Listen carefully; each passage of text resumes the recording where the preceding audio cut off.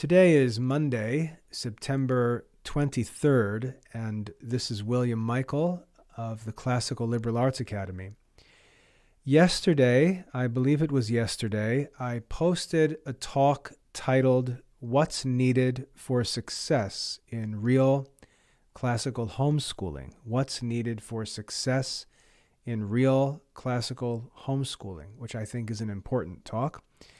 But after that talk was published, I received a comment making a request and asking a couple of questions that are really some brilliant and important questions that I'd like to get into. They raise a number of issues that have been in my head ever since I started the Classical Liberal Arts Academy, and I'm really happy to dig into them, especially at this time in the Academy's development.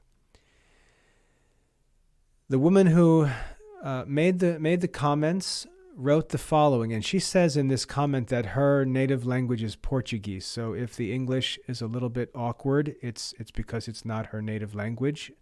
But I think the message is perfectly clear, and I'll actually clarify what she's asking before I respond. But let me read the comment, which you can read on the YouTube channel under that video, What's Needed for Success in Real Classical Homeschooling. She writes, Mr. William Michael, would you make a speech on whether people from other countries should take the English language arts courses in the Classical Liberal Arts Academy, or whether a simpler and local foreign language course in our city, plus online translation tools, would be enough to study the core disciplines at the Classical Liberal Arts Academy? Really great question. She goes on to ask, would the study of Latin grammar at the Classical Liberal Arts Academy be enough to constitute the gateway to the other classical liberal arts? Our language in particular is Portuguese, much closer to Latin than to English. Thank you and God bless. Just a really brilliant question. And I'd like to get into this quite a bit, and I may end up spending a whole hour responding to this request and these questions. Really, really great stuff. So what she's asking, to make this crystal clear, what she's asking is, if one is not a native English speaker and wants to study the Classical Liberal Arts, and they look out and they see the Classical Liberal Arts Academy is really the only place offering the opportunity to study the Classical Liberal Arts, and it's an English language program. What should people in other countries do? What should other language speakers do? Should they enroll in English courses in the Classical Liberal Arts Academy? Is that necessary? Do they actually have to study the English language at a high level in order to study the Classical Liberal Arts? Or can they study the Classical Liberal Arts in their own language? And if that's the case, can they just take a local English class, whatever happens to be available, maybe a community college or a local school or even an online course that just has simple English language lessons or courses, and maybe make some creative use of online translation tools? Would that level of English learning be sufficient to study in the Classical Liberal Arts Academy? So how much English does one actually need to study to be able to study in the Classical Liberal Arts Academy, if English actually needs to be studied at all? And then she asks, would the study of Latin grammar be enough to constitute the gateway to the other classical liberal arts? Just a great question. And so I'd like to respond to this. And I've got to comment on a few things first as preliminary, and then I'll get into this in more detail. Again, this is a question or a set of questions that I've thought about from the very beginning since I started the Classical Liberal Arts Academy. Now, the first thing that I want to make known is that ever since the CLAA first opened, from the very beginning, we've had an international student body. I never really expected it. I never planned for it. But from the very beginning, as soon as we went online back in 2008, 2009, we had students enrolled, if I remember correctly, in the UK, in Norway, in Australia, and we might have had one in Mexico. And I'm talking among the very first families to ever enroll in the Classical Liberal Arts Academy. We had a family in England, a family in one of the northern European countries. I forget if it was Norway or Sweden.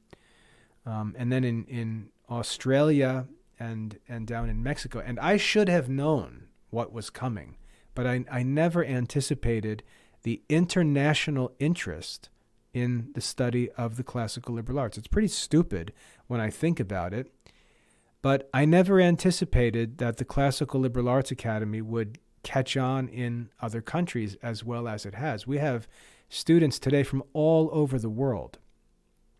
Many students. I can make lists and lists. My wife often jokes about it. She'll go on to our support system where we handle all the live chats and answer messages and things like that, and it shows us all of the users who are currently online, shows us their locations, and there are days where we look and it doesn't even look like an American program. The flags that represent the locations are just from all over the world. It's a very certainly an international program that's developed. So it's always been like that, and increasingly in recent years, we've had more and more enrollments from Spanish-speaking families, just more and more. I'm often amazed. Sometimes we actually comment on it as we pay attention to enrollments. We say there's another Spanish-speaking family, another Spanish-speaking family, on and on. So even though the majority of families enrolled in the Classical Liberal Arts Academy are American and they are English-speaking, there's a very significant population of Academy students and families that are not American and do not consider English to be their primary language. So what should they do? Now, fortunately for me, I studied Spanish when I was in school. From 7th grade all the way into my sophomore year in college, I studied Spanish. And while I'm certainly rusty now in my Spanish, with a little bit of practice, I can get back to a point where I'm pretty fluent in Spanish. But it's when I get really busy with work and time goes by that I start to lose the ability to converse easily. But over time, I've been able to communicate sufficiently with families to help them get started, answer emails, things like that. And then more recently, as this commenter mentions, there are online translation tools. They get more and more high tech to the point where my wife has conversations with Spanish-speaking parents, and they just translate each other's messages back and forth and communicate in their own language. It's really fascinating because that's what happened at Pentecost. What technology is doing today is comparable to what happened at Pentecost when the apostles were able to speak in foreign languages. And one interpretation of what took place at Pentecost was that the apostles didn't learn or know the other languages. They simply spoke and were understood by people who spoke other languages. So, there are a number of different ideas about what it meant for the apostles to speak with tongues, but one interpretation, one that I would probably think is true, is that the apostles and the Christian people were able to understand one another even though they didn't know each other's language. So it's an interesting thing to consider. What exactly took place at Pentecost when all of the people there, representing all different nations and all different languages, were able to understand what was being preached by the apostles? It's a mystery. what took place there. But it seems that technology today is almost making this possible for us. It's very interesting, very powerful. So we've always had an international audience in the Classical Liberal Arts Academy, but I've had to work more and more recently with Spanish-speaking, not so much Portuguese, but Spanish-speaking families. And one of the things that I love to talk about with Spanish-speaking families is that English was not the language of classical education through history. English is a relatively modern language as far as it being, the primary language for business and education. That's a relatively modern development. We know in the Middle Ages that Latin was the academic and ecclesiastical language. We know that. But the native language of many of history's greatest classical scholars was not English. And this is especially true of the Jesuits. Saints like Francis Xavier, Ignatius of Loyola, and so on. The Jesuit order, when it developed in the 1500s, was really a Spanish-speaking community. And so because the Jesuit order has this Spanish language history, there is a ton of content available in Spanish on the classical liberal arts. And in fact, it's been helpful to me through the years. As I said, I'm quite fluent in Spanish. And when I have done some translation work, like when I was translating Alvarez's Latin grammar, his name is Emmanuel Alvarez. He's a Spanish scholar. When I was translating his Latin grammar, which was written entirely in Latin, one of the helps that I used in the translation was a copy that I found in Spanish. And I found a number of important works, let's say the philosophical works of Aristotle, where I may have a Greek copy, I may have a Latin copy, I may have an English copy, but I can also find a good Spanish copy. And like the commenter said, Portuguese is much closer to Latin than English. I actually find that by looking at Spanish translations, they're much more helpful in translating some difficult passages in Latin than English would be.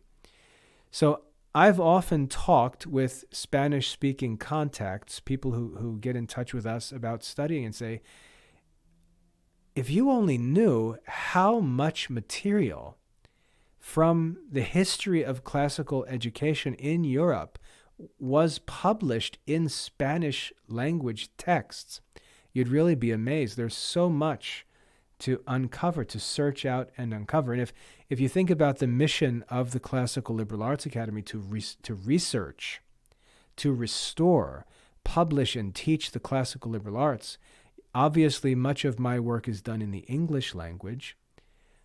Even though there's a decent English tradition in classical studies that really goes back to the English Catholics, like the Renaissance scholars like Erasmus and Thomas More. There was a very strong English language classical learning tradition there in England, but outside of that, there's not a whole lot.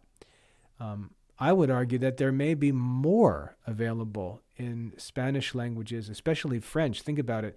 In French, you had the University of Paris, which was the mecca of classical learning in the 13th century in Europe. So there's tons of material on the classical liberal arts in French. So much material in languages other than English. So the Classical Liberal Arts Academy is primarily an English language program just because I'm an American and English is my primary language. I don't know that English is necessarily the best language for studying the classical liberal arts, especially when we consider the work of research and digging into the history and materials that are available. I don't really know that English is the best language, and I've encouraged Spanish-speaking men and women to look into that, to dig into that and see what they could find. I'm not sure that many of them have, though a couple of them, have communicated with me about those things. But that's always been of interest to me because of my love for the early Jesuits, almost all of whom were Spanish. If we think about other saints like Saint Teresa of Avila, Saint John of the Cross, these are Spanish-speaking saints who are very learned, write a lot. The Jesuits, of course, the leaders of that. But there is a Spanish language tradition of classical liberal arts studies. There is a French language tradition of classical liberal arts studies. I'm sure there's an Italian language tradition. And even more interestingly to me, as we see in history, we see the rise of Catholicism and Islam, rising as the two great religions of the Western Hemisphere. There is a very great Arabic tradition in classical liberal arts studies as well, with many great Arabic philosophers who are studying Aristotle. So these studies, these medieval scholarly studies, getting back into the history of the study and teaching of the classical liberal arts. If I could, if someone donated $20 million and I could just be free to hire out the work of the Classical Liberal Arts Academy and devote myself to my own private interests, that's what I'd be interested in. I would love to study the history of classical liberal arts education. I wrote the book Understanding Classical Catholic Education, but that's just the most shallow survey compared to what's available. It's just a fascinating history that I would love as a historian to get into. But having said that, no, I don't think that families who are not native English speakers, I don't think that their progress in classical liberal arts studies depends on them learning English, depends on them becoming masters of the English language, depends on them taking courses that we offer like English grammar, English composition, classical grammar, and so on. Those are challenging English language courses for English-speaking students. But I don't necessarily think it's a good idea to go through all of that just to get back to Latin studies and Greek studies, which can be accessed directly. There's so much to talk about. You can even find, for example, the great textbooks of the Jesuits, like Alvarez's Grammar. You can find them in Spanish translation. So there's just so much stuff. But anyway, the real question here is, does a very high level of mastery in English, is it necessary for classical liberal arts studies in the Classical Liberal Arts Academy? I do not think so. I would answer no to that. And I know that's good news. I don't think it's necessary. I do think that if you took English language courses locally, whatever is available, and made use of online translation tools, you'd be able to do quite a bit. Now, the only challenge in the Classical Liberal Arts Academy is going to be reading comprehension. So, for example, we read English translations of philosophical works. Those English translations will test your ability to study. If you can read and understand those English translations, that's all there is to do. There's really nothing else. You don't need to study Greek in English. You don't need to study Latin in English at any high level. I think the English language needed for those courses is quite simple. But the study of advanced courses like philosophy might be difficult unless you can get to a level where you can comprehend, you can read and understand the English translations, because they can be pretty difficult. So I want to answer this question, no, one does not need to take the English language arts courses in the Classical Liberal Arts Academy as some kind of requirement. You can take a simpler foreign language course and make creative use of online translation tools. If at times you need to move back and forth, I can also use online translation tools. So, I can try to help as much as I can. But over time, I'm sure that we'll find men and women from other countries who speak other language who will help us and work with us and be able to turn around and serve people from their countries who speak their language and help more and more students enjoy these studies. I mean, that's something that I hope to see in the future. So that's that. Great thing. Now, a second thing I want to comment on is just today, in fact, this was very providential. Just today, we installed a new support system on the Academy website. You'll notice that the live chat tools look different because it's a new system. It's a much more powerful and much more expensive system, but it's multilingual. So you can get on our support system now. You can start a live chat. You can chat with the chat bot, and you can chat in your own native language, and the chat bot can take your language and respond in your language. So we're more capable of helping students and families who speak other languages than we ever were before, and I invite you to experiment with the chatbot. It's not going to answer fake questions or meaningless questions, but if you ask questions about the Academy, about enrollment, about courses, and so on, you can enter those questions in your native language, and it will answer you in your native language. So I'm excited to see how that helps families move forward. But yeah, language is always going to be a challenge for us. But the ideal solution is for some trailblazers to get into the Classical Liberal Arts Academy, make progress, and then turn around and serve as tutors to students in their own native language. I'll do everything that I can to support that, but that's definitely going to be a need and a great opportunity for those who are the first ones making progress. So I hope that answers that question. Really, really great question.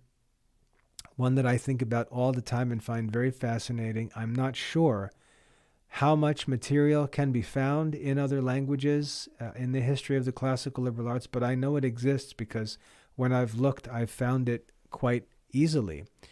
But of course, I'm going to continue to focus on English as the principal language, but that's not necessary for others. So, very great question. We've got lots of opportunities in front of us. We've got lots of opportunities to allow the classical liberal arts, to allow real classical Catholic education to spread internationally. I think we should expect it to spread internationally because the classical liberal arts themselves, as I explain to people all the time, these are not Christian studies. Christians didn't invent these studies. These were not revealed to Christians. These studies existed before Christianity. And so they're not the possession of Christian people. They're not the possession of European people. They're not the possession of Americans for sure. They're not the possession of English-speaking peoples. These really are international studies. These are studies that have been studied all over the world for thousands and thousands of years. And I'm very excited about the opportunity to make these studies available internationally. We're investing money, not just talk. We're investing money in making our program more easily accessible to students and families that are not native English speakers. And we're going to continue to do so. And my dream, of course, would be that students who are bilingual and able to make progress could turn around and become tutors. So great question. I hope that that's a helpful answer. If there's anything else you'd like to talk about with respect to this question of languages and study in the Classical Liberal Arts Academy, know that I'm very interested in the topic. I think it's very important, and I think there's a lot of interesting stuff to dig into with respect to classical liberal arts studies in non-English languages. So I hope that's helpful. If there's anything else, please get in touch. Feel free to comment on the YouTube channel or contact me by email. You can write to me at wcm@classicalliberalarts.com. And I promise that if there are any questions asked or requests for future talks, I promise that I'll respond to those comments and messages with future talks. So please don't think it's a waste of time. I see every comment that comes in. I might not respond directly to every comment, but sometimes it's because I'm planning to address it in a future talk. Please do provide feedback and know that your messages are read and taken very seriously, and I'm going to use the comments and questions I receive as the sources for future talks. So send anything you wish my way, and hopefully we can continue to grow together in this study and pursuit of real classical Catholic studies in the Classical Liberal Arts Academy. God bless you all.